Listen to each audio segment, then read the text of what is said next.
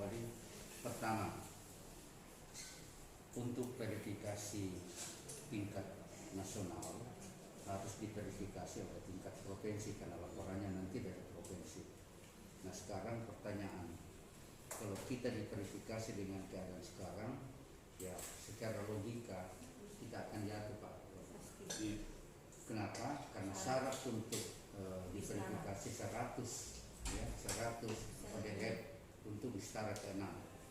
Nah kami telah list dari 153 kelurahan ada 40 kelurahan yang belum ODF. Ya. Dari itu yang kedua semua seluruh.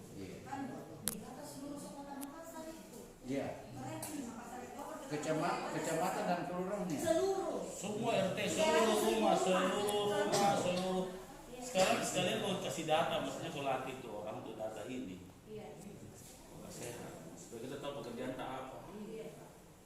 Programnya kita juga jadi tajam kan, dan kita tahu lokasi. Sebenarnya Pak, kalau kelurahan itu memang go, enak sekali nih. Sebenarnya mestinya begitu, Bro.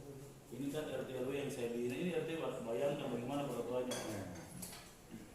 Sudah dikasih izin, dikasih semua HP ya apa semua.